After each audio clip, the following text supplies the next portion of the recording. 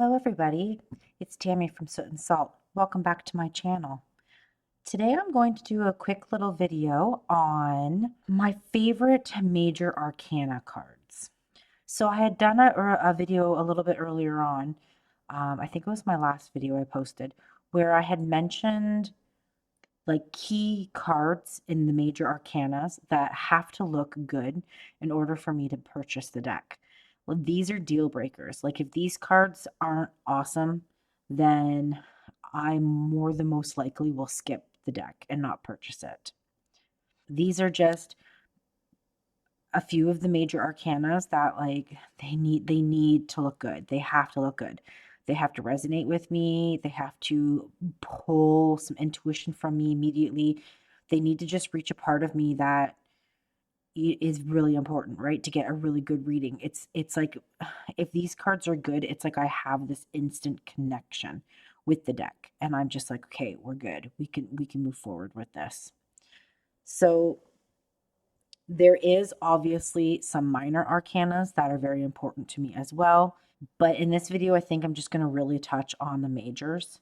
So what I did is I went through all of my decks and I found my favorite ones of these 6 major arcanas. And it's funny because as I kind of started flipping through decks, I do obviously have quite a few repeats of the same decks that have multiple of the really important majors to me in them.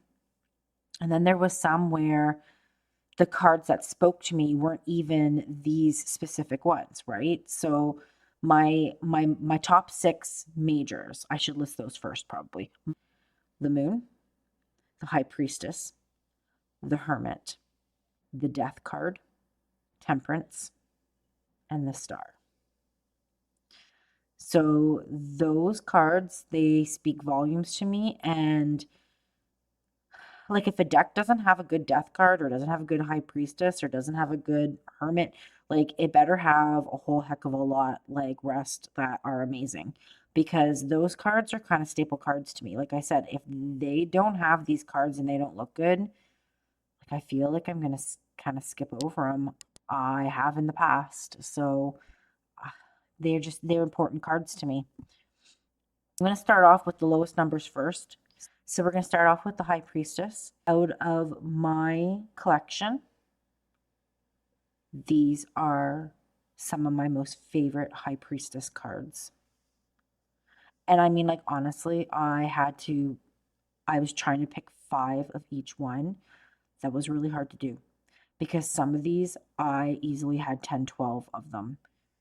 So I narrowed it down. And this isn't in any order. This is just in size and the way that I have them stacked. From the Sassarabito, this little one right here is definitely one of my top 5 High Priestesses. I love this card. There was actually quite a few cards in this deck that were my favorite images, but I don't know. This one is just right. It just gives me all the feels. I love that she's holding the owl. I love that she's sitting in water and she has these beautiful branches coming out as a crown. Like, I don't know. I love it. Love it, love it, love it. My next one is from the Holy Spectrum, and this one's going to be really hard to pick up. If you have the Holy Spectrum, you know what this is. It is a very faint outline of the High Priestess in gold, and she's holding this beautiful pomegranate, and it looks like the juice is like kind of starting to run down her arm. I don't I don't know what it is about this card, but this card just it just pulls something in me. It's like this white of the card and just like she's there but she's not there. It's like she's a secret. It's like that invincible ink where like if you pour something on it, it's there. You shine a flashlight on it, it's there, but then it's not. Like there's so much to this card and I love it. I love it. This is like I said, these are my top 5 cards from the Uniseyaus edition 7. This High Priestess. I mean, it's amazing.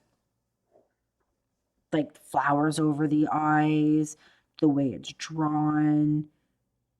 Like, I don't know, it's so different. It's so different than anything you see. It's away from the traditional, but at the same time, it still has that very traditional feel to it, where, she's kind of got like a veil on, and like she's got the little emblem cross thing up here on her, like up on the top of her head. I don't even know what you call that, but like it's stunning. I don't know, one like just such a powerful, powerful, powerful card. And then from the same creator, the Stunning Tarot, edition 4, we've got this High Priestess. So this creator has like two of my most favorite High Priestesses cards. And look at them. They're so powerful. And I can't even tell you like which one I like better, because they both come at me both different ways. They have a lot more, like each one has different like intuitional hits. Each one brings me to a different spot. They're insane. I can't, like they're just, they blow me away. And then out of my vintage Voyager Tarot is this High Priestess. Except on this, they call her a priestess, right? But I I think this deck has moved really fast through my collection and is right up at my top. I absolutely love this deck. This image, there's just something about it that really, it does something to me. Like these are all such powerful images, right? Like I don't know. These are like my top 5 High Priestess cards. And like this is like the face of like Nefertiti, right? The head bust, and with the moon on it, like a hat. Like I don't know, it's insane to me. She's got that owl once again. The Sphinx is in the background. Like it's just, this speaks a lot to me. Yeah, these are definitely my top 5 High Priestesses. And like I said, I had to put some back. This was one of the ones that there was easily like 12 High Priestesses that I was like, oh my god. But like these are ones like these ones are the ones that sealed the deal on this deck. I feel like the High Priestess, I feel, is one of my most important cards. It needs to look good. It needs to resonate with me. It needs to do that thing to me. It needs to surface that feeling, trigger that intuition, to give me that message, right? So yeah, those are my High Priestesses. Next, we're going to get into the Hermit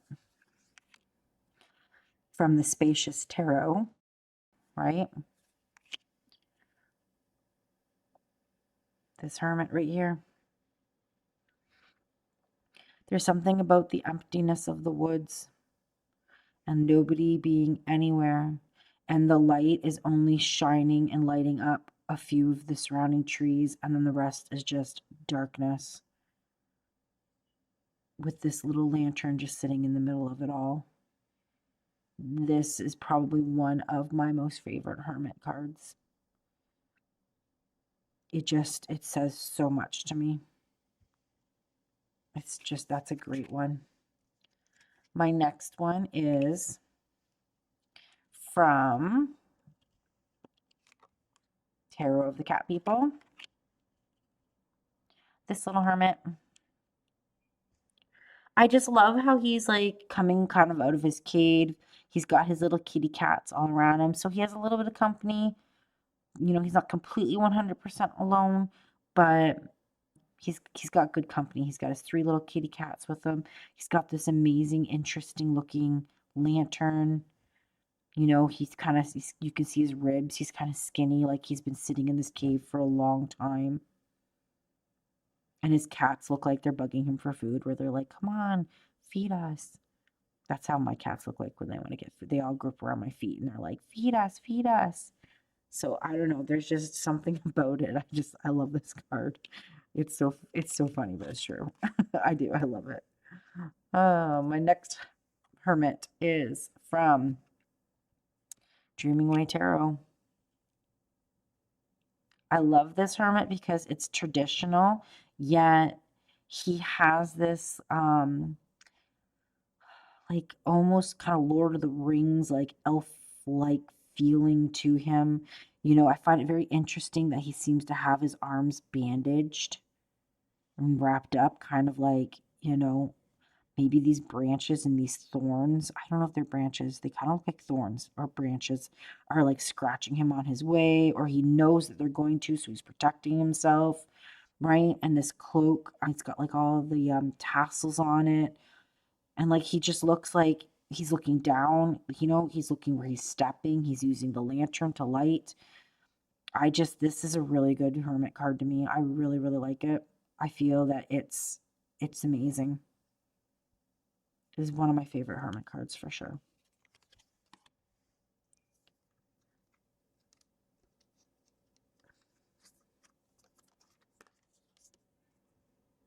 And then from the Wild Unknown Tarot,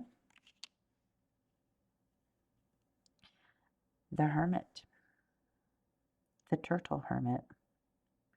And I love it because it's like he looks so comfy and cozy in there in his own little world. He's got everything he needs right inside of him, right inside of here, right? He carries his home with him. He's got it all. He can just go right inside and get to that state of that peaceful, quiet, serene, everyone leave him alone space, right? And he's got this beautiful lantern on his back, lighting up everything. I love this one. This has been one of my favorites for a long time. This deck has been in my collection a really long time. And this has always been one of my most favorite cards when it comes to the Hermit card. I feel like it speaks so much. He has a very pleasant look on his face where he's like very content being in this space. He's very content being the hermit. Like it's almost like he's not even seeking anything. He's happy to be there, right? Whereas like this one, he's like journeying, right? And he's like going forward and on starting on that journey. This guy's like, man, I'm happy right here. I'm not journeying. I'm good where I'm at. I'm okay. I'm the hermit. I don't want to be anything else but the hermit. Like it's very accepting of that space and that title. And then from the Voyager Tarot, once again, this Hermit card. There's so much when you start to get in and start to look at like the different things that are in it, the different images, just all the different stuff going on in here. And I feel like this is such a powerful image. Yep, I love this one. I love, love, love this card. I think it's amazing.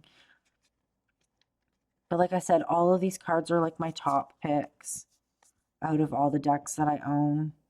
And it was so hard to narrow it down to 5. I will tell you that right now. It was really difficult. But this one is just amazing. And like I feel like I did a pretty good job like picking, like they're all very different and they're all unique in their own way. Okay, so my next one is Death. So from the Tarot de Carlotides, which this was one of the decks where I had to keep putting the cards back because I was like, I can only pick 5.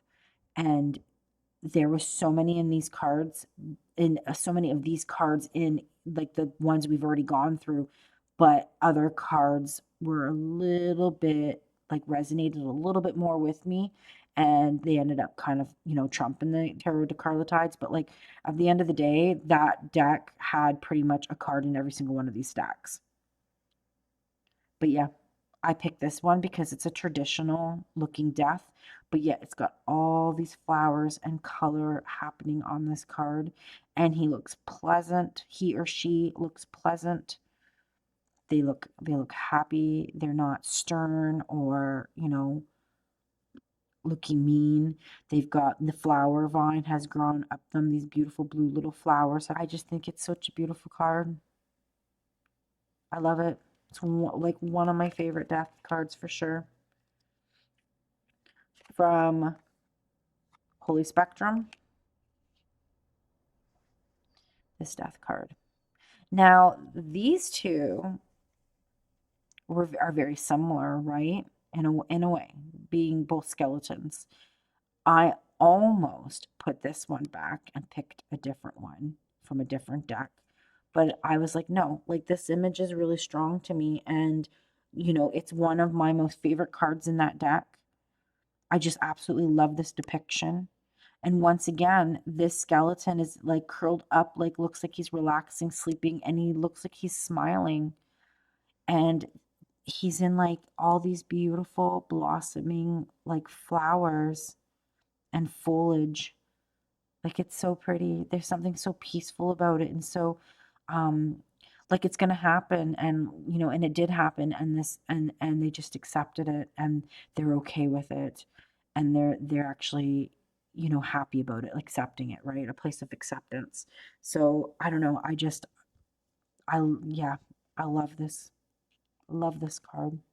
It's a great one. And from the Dreaming Way, once again. All right, I'm gonna say this is probably my absolute most favorite death card out of my entire collection, out of everything I have. I'm pretty sure it's this one. I don't know why. There's just something about like what she's wearing and how she's just looking forward and like how she's just walking into it like ready to go. Let's do this. Um I don't know. I don't know why, but this card, when I saw this card, when I first got the Dreaming Way Tarot and I saw this card, I was just like, what? And like it blew me away. The Dreaming Way Tarot completely blew me away because I thought it was going to be very soft and folk art and folkish and like elf energy. Like I don't know what I thought, but I did not think it was going to be the way that it is. And this card speaks volumes. Volumes. I think this is probably one of the most powerful death cards that I have in my collection, hands down. There's just something about it. The energy of it's insane. I don't know. It's crazy to me, but it's amazing. Amazing. All right. And the next one is from the Black Violet. They're calling it the white deck. This death card. There's something about like the empty ocean behind her. Obviously, she's on the mountain with or on the cliffside with flowers. She's holding a skull, and these birds are just flying from her hair. Her hair's like turning into birds. I don't know. It's just something about it. Like it's that metamorphosis, that change, right? That you see in her hair. And it's like she's right on the edge of the cliff. Like, I don't know. I This one gives me feels too. This is a really strong, powerful death card. And I really, really like it a lot. Like I said before, this deck is a wonderful deck. I do really like its readings a lot. I just, and I'm gonna say it again. I wish its artwork was a little bit bigger. I'll say that every time I bring it up, just to annoy everybody and make it clear. It's ridiculous. It's an amazing deck though. Don't get me wrong. I freaking love it. All right, Moonchild. I love this card. And I think it's because of the soft colors. It's so soft and gentle, and it's like she's just like giving herself up to it. You know, you've got your skull in the background, you've got your, you know, your white based snake and your dark colored based snake with these beautiful peonies. And then these mushrooms, which, you know, I mean, everybody loves mushrooms, but, you know, mushrooms are so deadly, they're so dangerous, right? They bring about death. And, you know, you have this metamorphosis of the butterfly, you have this, um, the moth, the death, I forget what it's called, the death moth. I can't remember its name, sorry. It kind of escaped my mind. But there's just so much happening here. And it's so beautiful. And it shows you the beauty in the death card. And I think that's what's so special about this death card is it's just gorgeous. And you can just take so much coming from this. There's so much to go off of. And it's a great, great card. Great death card. And once again, the Voyager Tarot.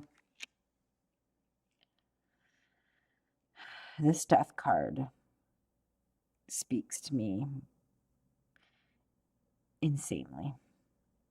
Besides the Dreaming Way Tarot, this death card is probably second to my most favorite death card. There's like this long path that goes up and around this statue where this person's right here. And they're like standing on the edge of the cliff. This death mask here, the waterfalls, the snake shedding its skin. This herring has a bug or something in its mouth, and it's like he's almost feeding it to the snake. I don't know. This card does all kinds of crazy to me. I love it. I love it so much. This like darkness in the background with like the moon. It's a great death card. Absolutely astounding death card. Yeah, love it. All right, so next I'm going to do the temperance. The funny thing is I actually originally started with the world, but as I started flipping through the decks, I realized that the temperance was more important to me. I don't know, temperance card's important. So I put back the world cards and then I went with my temperance. So from Tarot of the Cat People, once again, this temperance. I think it's so beautiful with the pastel-y swirls going on behind her. You know, she's got it's like this softness to this card. This cat is just happy and content and like laying at her feet. She's pouring her water. I don't know. I love this temperance card. I think this is a fantastic temperance card. I love it. Tarot of the Cat People actually had a lot of cards. You'll probably, I think there's one for every single one, to tell you the truth. But, like, I love that deck, man. It's one of my faves. All right. The Aquarian. This temperance card right here. Now, I did have quite a few of the Aquarian in these selections. However, I felt other cards were a little bit stronger and depicted that energy of what I like a little bit stronger. So I think this is the only Aquarian tarot card in all of these. But I don't know. There's just something about the feathers and the feather texture and these like triangles. There's a lot of like bird energy to this. There's a lot of feather feelings and textures. I love it. It's one of my favorite temperance cards, to tell you the truth. She has this calmness on her face, this very regal, like serene stare. It's like the colors are soft. It just gives you that feeling of that, you know, that balance, right? That ebb and flow, even if you want to say. Just such a great card. From the Black Violet, once again. this Temperance card right here. I like that she's just balancing. She's staring straight. She's got focus. She's making it across this line. Down below is all the trees and beautiful imagery. She's got her hair up and she's going and she's maintaining it. And I think that that speaks so much about what the Temperance card is all about. Such a great one. That's a really, really good one. All right. From the Wild Unknown, once again. Here we go. This is Temperance card. The colors, the vibrancy, the flame in the water. So like the water is coming off the bird and it's kind of, controlling that flame. I love how it goes from your reds and your oranges down into your greens, into your blues, into your later, like almost kind of purpley, darker blues. Such a great card. I just think that it's such a powerful image. I have this thing with herrings. I absolutely love herrings. They're just wonderful birds. Where I grew up at as a kid, there was always tons of herrings, gray herrings everywhere. And the white egrets, like all of them. And it's like when I see them, it just reminds me of home. And it's wonderful. Great, great image. Love it. And my last Temperance card from the Stunning Tarot. This one. It's the color, it's the vibrancy, it's that sun shining bright and beautiful. These, two angels pouring water together perfectly. The purples and the reds and just the contrast of all of it. I think it's amazing. And it's like they're pouring it straight down to from the heavens straight down to you, right? This perfect combination and flow and balance of liquid. I I love it. It's so beautiful. It's the color, just such great color palettes. Then next is the star. And it's this one right here from the Spacious Tarot. I mean, yeah, look at that. It's like when you're camping and you're deep out in the woods and there's nobody around and you're laying on your back and you're looking up at the stars and that dark sky, and the whole sky is full of those sparkly stars, and there's like that one bright star that gets your attention. Sorry, I hit my own crystal. Like, it's just amazing. Amazing. I love it. I love how you can just see like the outlines of the trees. It's so great. And the interesting thing about doing this is it really made me start to really look at my decks. And there's some that are so repetitive and are just some of my most favorite images. And the Spacious Tarot is one of those decks where there's just so many cards where I'm just like, oh my God, like this is amazing. I thought it was really interesting, like as I sat and just kind of looked through everything. I thought it was really neat and cool. So once again, Tarot of the Cat People. And the reason why I love it is because she's like holding the cat up like it's a star. And she's like, ta-da! And like she's so like happy looking, and she's got like this fancy little haircut. And she's so like put together and like elegant looking.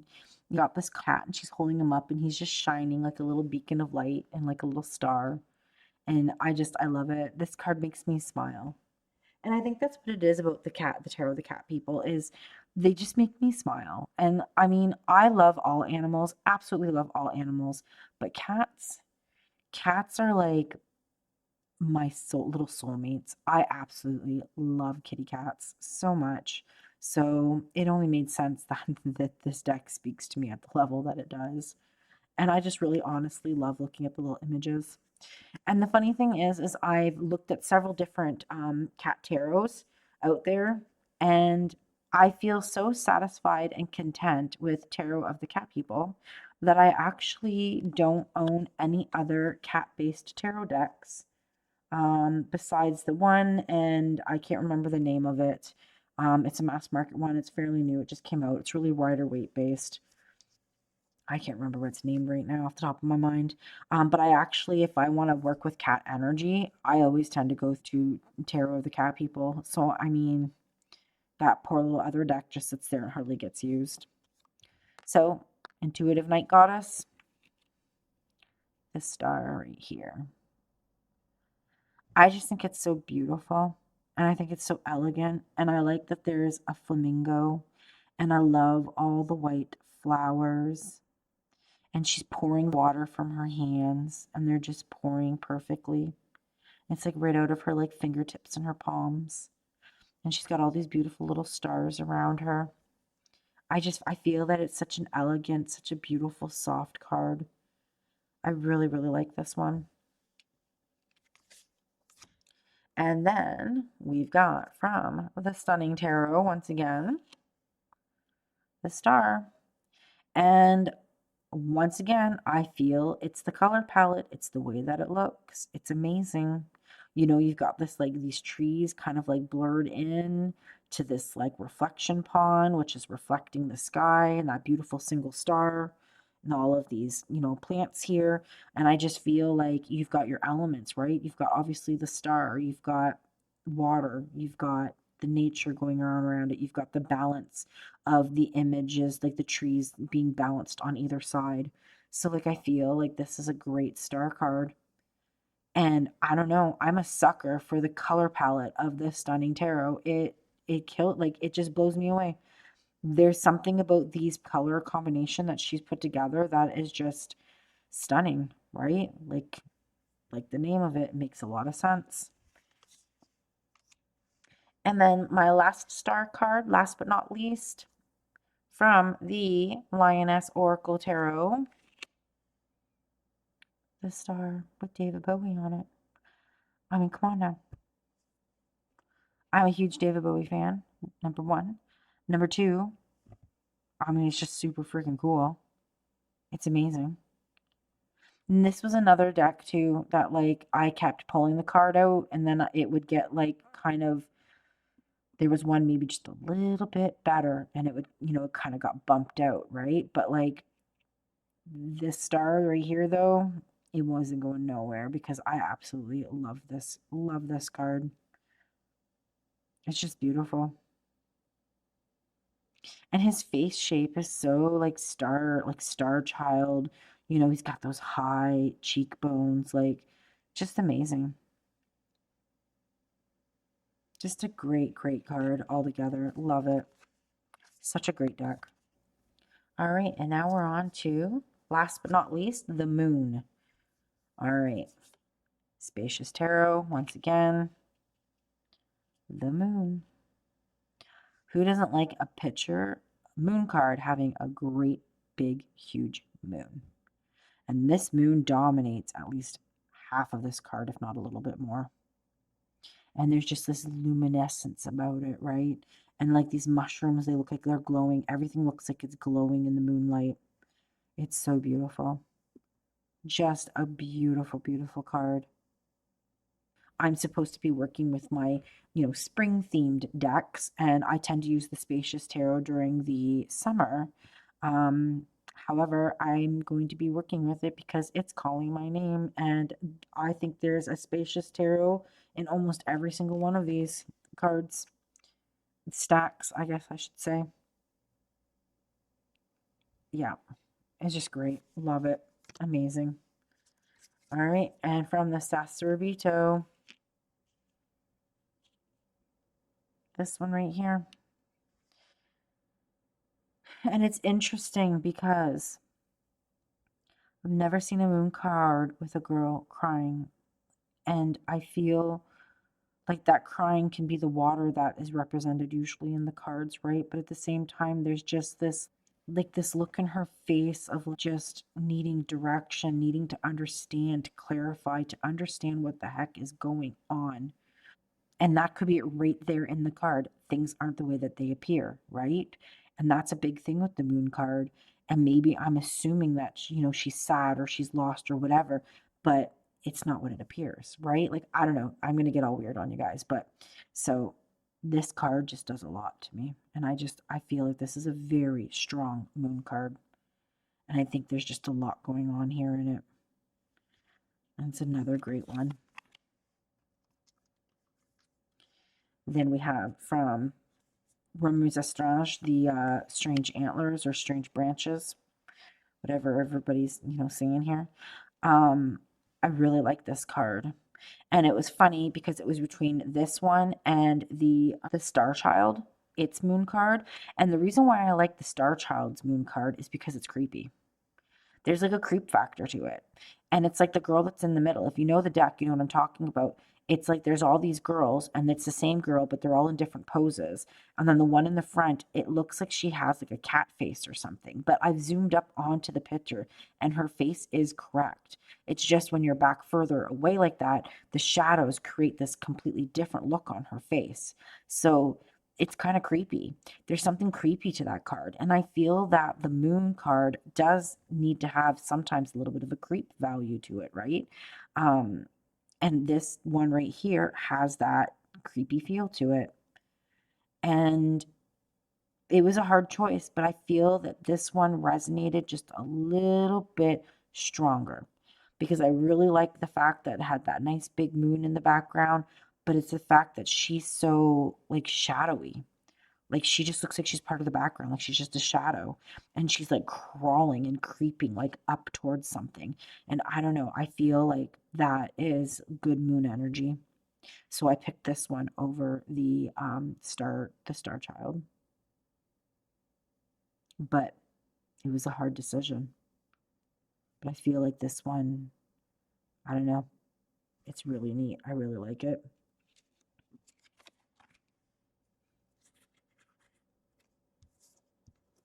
They're all sticking together, sorry. From the Moon Child. This moon card, I love it. I just like the old-fashioned feeling to it. I like that she's like almost using the moon like a gazing ball, right? And like she's got her hands over it, like she's reading the fortune of it, or like about to start like, gazing into it and reading it. I really like the birds and the rams. Once again, there's like this softness to this card that's just great. We've got the two wolves that are your opposite colors on either side. And I like that, like her dress is like the two pillars almost, or like the two towers, pillars, towers, whatever you want to call them in the moon card. I just love it. I like it. I like that it's got all the different phases happening here. So you've got your full moon, your new moon, and then all of your different, um, parts or phases in between. Sorry. You've got the water happening. I just feel like there's a lot of the proper elements in this card, and I do really, really enjoy it. I like it a lot. I like that there's like Egyptian like hieroglyphs on her dress. I think it's amazing. Like when you really start getting into the Moonchild and really looking, like there's just so much going on. There's so much to take from, and I really enjoy that deck a lot. And then the Voyager Tarot. Can you tell? Like I'm a little obsessed with the Voyager Tarot right now.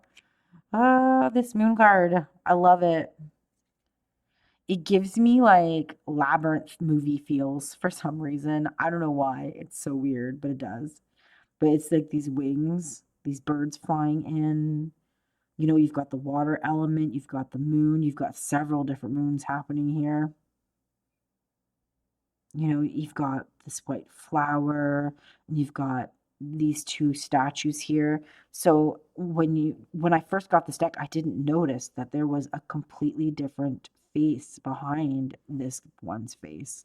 And it was crazy to me. So you've got these two different statues where one seems to be looking this way and one seems to be looking down, almost kind of in the shadow of the other, right? Or maybe behind or leading behind. You've got kind of like a lunar eclipse thing happening up over here.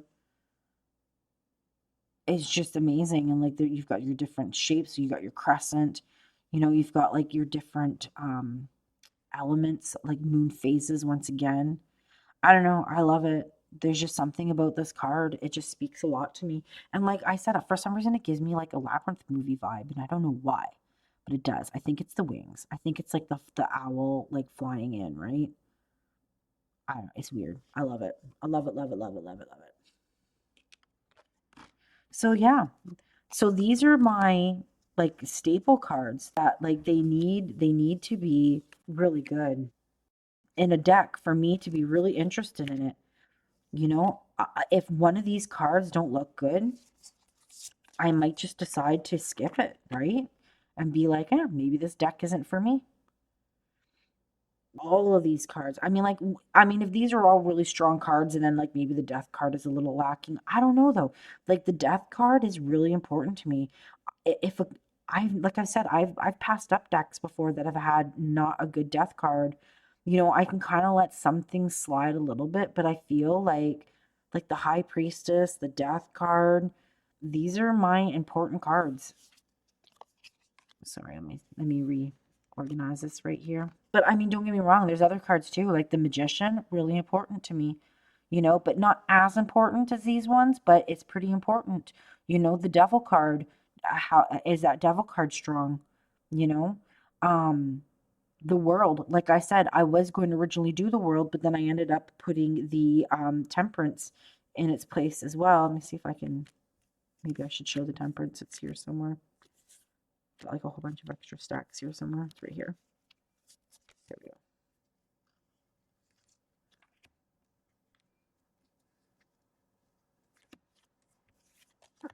I'm like all over the place. Let me get this straight. There we go. There. Now, we've got the Hermit, the Moon, the Star, the High Priestess, the Death, and Temperance. There we go. We got it. But yeah, like I feel like they need to have these, or I'm gonna kind of be like, maybe I'm gonna pass up on this. But like I said before, which I found really awesome and interesting as I was searching through the decks trying to find these cards that, you know, were my strongest of these, that resonated the strongest with me. I started to notice like cards that maybe had a little bit of like weaker majors, that weren't, you know, didn't resonate with me so strong. The minors really did, you know, and then I had a deck where, you know, the majors really resonated with me, but the minors, you know, they were a little hit and miss, you know. And I'm trying to think of if there was a deck where it was like the majors and the minors just blew me away all the way. They were fantastic and stupendous, and I really honestly feel like I can say the Stunning Tarot probably is one of those. The Voyager Tarot obviously is one of those. um even the Dreaming Way, like I said, the Dreaming Way really, really, you know, I wasn't expecting what it was, and it really hit with me, and I really enjoy the Dreaming Way. It's probably one of my most heaviest users, honestly. Like I use it all the time, and I love the readings from it. Absolutely love the characters, the depictions in the cards, everything. And the Spacious Tarot, I have started to realize within the last few months how strong of a staple the Spacious Tarot actually is in my collection. I think that there's so many cards that resonate with me. There's so much happening here, and I love it. And I feel like I don't work with it as much as I should. And you know, it kind of gets pushed back onto the side burner when I bring in a new deck, and you know, I've got that puppy love happening and I'm hanging out with the new deck, and I kind of push it back, and I really need to stop doing that because I really enjoy it. And another one that's a really strong staple in my collection is the Wild Unknown. You know, so I feel like when you do this and if you go through your cards and you find the ones that really resonate with you, it really makes you start to realize what is your most powerful, most um like the decks that resonate with you the strongest, right? The decks that really mean a lot to you. So I don't know. This was just something that I did and I wanted to do. Like it was a really rainy, crappy day here, and I had nothing else going on. So I felt that I was just gonna get in here and start showing like my, you know, these are like my staple major arcanas that have got to be amazing. And so I picked my out of my deck, out of my collection, the ones that resonated with me the strongest. Sorry if I'm going to make you cause a mess in your collection, because now you're going to be going and ripping out all your decks and flipping through them all. But honestly, I really enjoyed just sitting down and looking at all of my cards and just flipping through them all. Not necessarily doing anything other than just looking at the artwork, right? So it was an amazing afternoon that I spent with my decks, and I really enjoyed it. If you do this, I hope you enjoy it too. Take your time, enjoy your cards, flip through them, spend some time with them, hang out with them. To my new subscribers, thank you so much. It is greatly appreciated. If you like this video, thumbs up, subscribe, all that wonderful stuff. And I'll see you guys on the next one. Bye.